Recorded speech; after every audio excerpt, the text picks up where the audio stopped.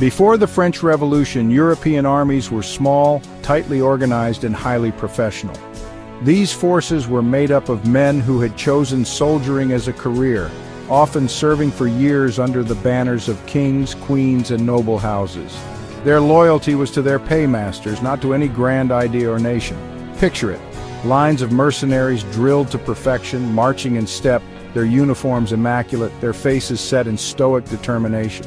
These men fought for gold, for glory, and for the ambitions of monarchs, not for any sense of shared identity or purpose. But then, in the closing years of the 18th century, the world of warfare was turned upside down. Something extraordinary happened that would change the course of history forever. In 1793, as France found itself surrounded by hostile powers and threatened with invasion, the revolutionary government made a bold and unprecedented decision. They declared the levy en masse, a mass conscription of the entire nation. Imagine the scale of this. Every able-bodied man, regardless of his background or social standing, was called upon to defend the revolution and the homeland. The entire nation was mobilized, from bustling cities to remote villages. This was more than just a call to arms. It was a seismic shift in the very nature of warfare. For the first time, war was not just the business of kings and their hired soldiers. It became the duty of every citizen. Even those who did not fight on the front lines were swept up in the effort. Women, children, and the elderly contributed by making uniforms, forging weapons, and caring for the wounded. The entire fabric of society was now woven into the war. The age of the citizen soldier had truly begun. Ordinary men, farmers, artisans, and shopkeepers were handed muskets and transformed into defenders of the revolution. But this transformation was about more than just numbers. It was about a new kind of motivation, a powerful ideology. These new soldiers were inspired by the ideals of liberty, equality, and fraternity. Unlike the mercenaries of old who fought for a paycheck and a distant monarch, these citizen soldiers fought for something deeply personal. They fought for their own freedom, for their families, and for the future of their nation. Fired up by revolutionary ideals, these new armies were filled with passion and determination. The tricolor flag became a symbol of hope and unity, and the soldiers who carried it felt a sense of purpose that was entirely new to the battlefield. This new spirit, this overwhelming sense of national purpose, transformed not just the French army but the very nature of war itself. Battles were now fought with a ferocity and commitment that stunned their enemies. Suddenly, France was no longer just fielding an army. It was unleashing a tidal wave of fervor, energy, and revolutionary fury. The world would never see warfare the same way again. The levy en masse marked a turning point in military history, creating armies on a scale never seen before. For the first time, the call to arms extended beyond the ranks of professional soldiers and mercenaries. Ordinary citizens, farmers, craftsmen, students were summoned to defend their nation, transforming the very nature of warfare. Instead of relying on a few thousand highly trained professionals, France could now field hundreds of thousands of citizen soldiers. This was a force drawn from every corner of society, united by a shared sense of purpose and patriotism.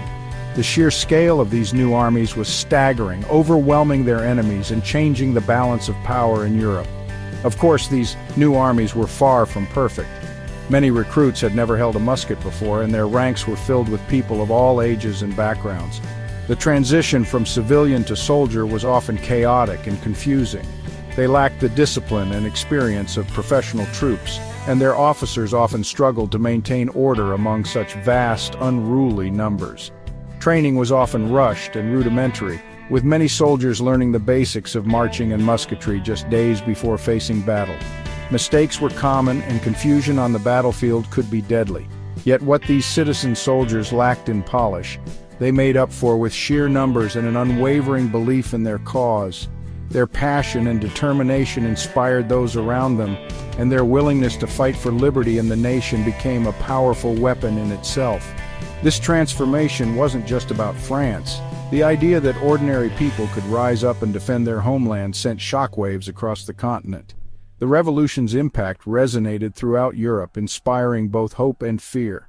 Monarchies and empires watched nervously as the power of the citizen army became impossible to ignore.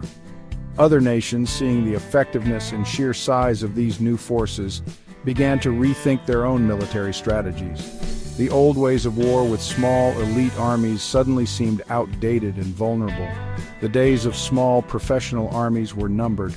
The world was witnessing the dawn of a new era, where the fate of nations would be decided by the will and strength of their people. The future belonged to mass mobilization, to harnessing the collective power of the people. The rise of the citizen soldier would forever change the face of warfare, and the world would never be the same. The French Revolution didn't just change who fought, it changed how they fought. The massive size of the new armies demanded new tactical approaches. Traditional linear formations, which were effective for smaller armies, were just impractical for such vast numbers. The French adapted, developing new, more flexible tactics. One key innovation was the column formation. Imagine a dense rectangular mass of soldiers advancing relentlessly towards the enemy.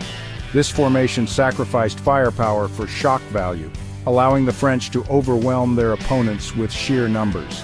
This, combined with the effective use of light infantry and artillery, proved devastating on the battlefields of Europe. The Revolution's impact on warfare wasn't always glorious. While the ideals of liberty, equality, and fraternity inspired many, the reality on the ground was often far more brutal and chaotic than the revolutionaries had imagined. The French Revolution unleashed forces that would forever change the nature of conflict in Europe and beyond. The Reign of Terror, a dark chapter in French history, saw the revolution turn inwards, consuming its own children.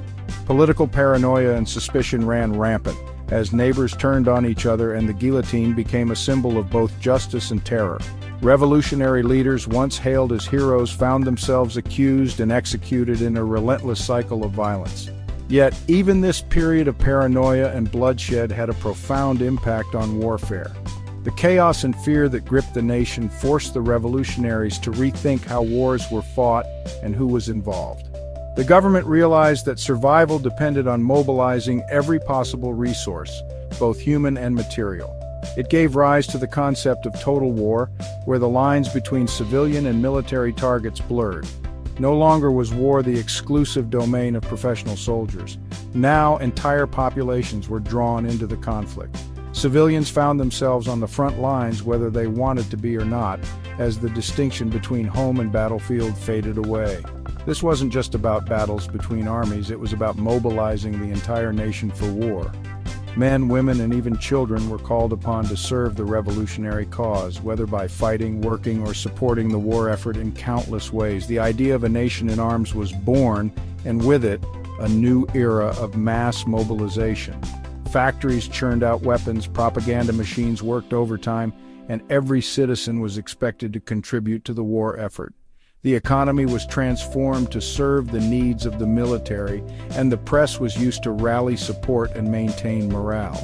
The revolutionaries understood that victory depended not just on the battlefield, but on the will and unity of the people at home.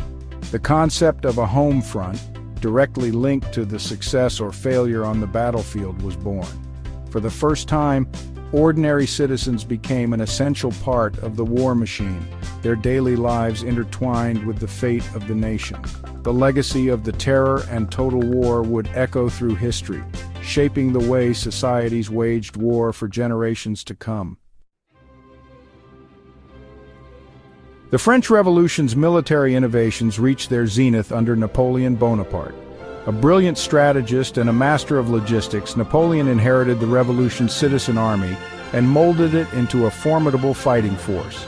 He combined the new tactics with his own genius for maneuver and battlefield leadership, forging a military machine that honestly seemed unstoppable.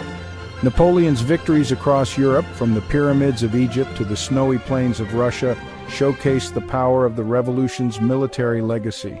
He demonstrated that mass armies, fueled by nationalistic fervor and led by capable commanders, could truly reshape the political map of Europe.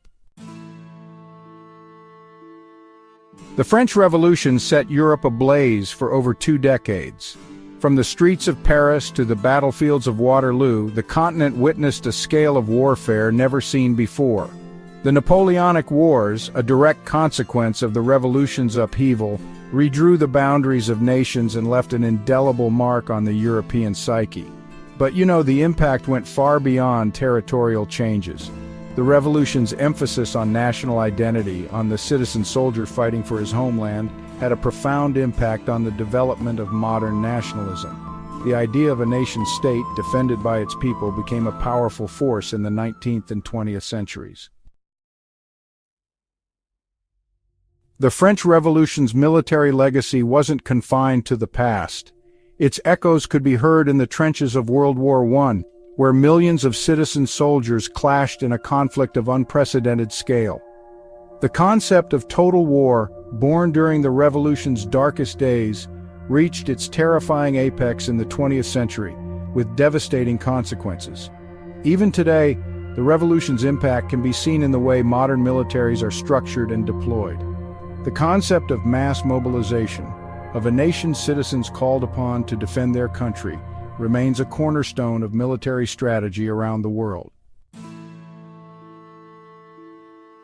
The French Revolution's most enduring military legacy is undoubtedly the levy en masse. This radical concept, born out of necessity and fueled by revolutionary zeal, changed the face of warfare forever. It ushered in the era of mass armies, where the size and motivation of a nation's citizenry became as important as the skill of its generals. The levy en masse was more than just a military tactic. It was a social and political earthquake. It blurred the lines between soldier and civilian, imbuing warfare with a new level of ideological fervor. It also laid the groundwork for the concept of total war, with its devastating consequences for the 20th century. The French Revolution's impact on warfare cannot be overstated.